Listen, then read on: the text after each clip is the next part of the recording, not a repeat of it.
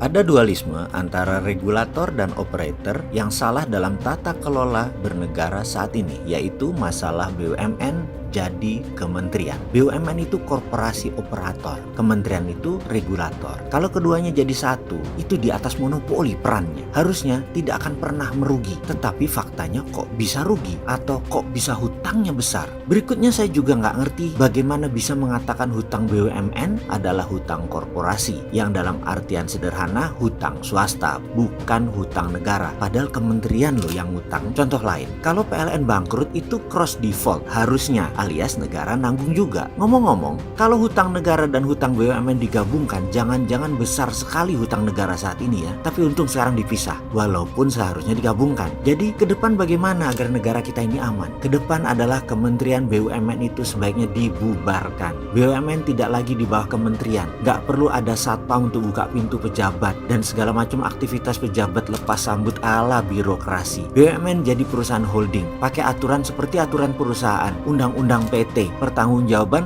hanya terhadap pemegang saham. Tidak perlu undang-undang keuangan negara sebagai aturan baku untuk para eksekutif perusahaan BUMN, seperti halnya pembukuan di kementerian. Bisa lebih leluasa dalam mengembangkan usaha tanpa ketakutan yang berlebihan. Tidak ada lagi ancaman pasal merugikan keuangan negara. Para eksekutif itu bisa berlindung sepenuhnya pada undang-undang perseroan terbatas atau PT, seperti perusahaan swasta pada umumnya. Kita jadi bisa bersaing seru dengan swasta. Mereka cukup berbekal pada persetujuan RUPS, Rapat Umum Pemegang Saham. Itulah lembaga tertinggi dalam sebuah perusahaan. Begitu RUPS sudah menyetujui, maka ini menjadi tindakan aksi korporasi. Tidak akan lagi dikenakan undang-undang keuangan negara. Tidak akan lagi kesalahan prosedur tender itu ini mengganggu kita. Dan titipan pejabat atau anggota dewan yang terhormat yang suka nitip proyek semua pakai RUPS. Mereka tidak mempan dan tidak bisa mengendalikan BUMN saat ini. Selama RUPS sudah menyetujui, langsung dijalankan. Ini akan jadi sejarah baru. Semua berkompetisi sehat. BUMN sejajar kompetisinya dengan swasta dan ini akan mengurangi beban APBN. Sungguh, hal ini sejalan dengan keputusan MK bahwa anak sapi bukan sapi, atau pernyataan kemarin di mana Mahkamah Konstitusi sewaktu ditanya apakah Mandiri Syariah anak Bank Mandiri itu BUMN, maka diputuskan oleh MK bukan BUMN. Yang dimaksud MK adalah dalam bahasa gampangnya anak BUMN bukan BUMN. Ya sekalian aja BUMN-nya bukan sapi. Lah kan anaknya anak sapi bukan sapi, alias nggak pakai undang-undang keuangan negara, lepas pakai undang-undang perusahaan. Sesimpel itu. Jadi BUMN harus tidak boleh jadi kementerian lagi. Dengan demikian BUMN jadi lincah, jadi profit orientasinya, dan bisa buang 500 anak usaha yang tidak produktif dari 800 yang saat ini. Buat 5 holding, tidak perlu membangun super holding. 1.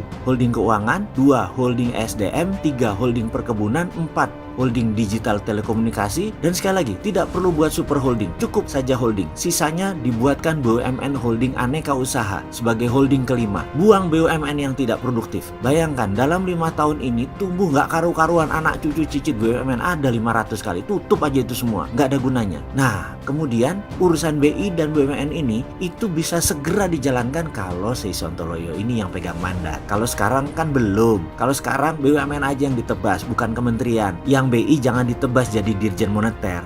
Gak enak sama IMF.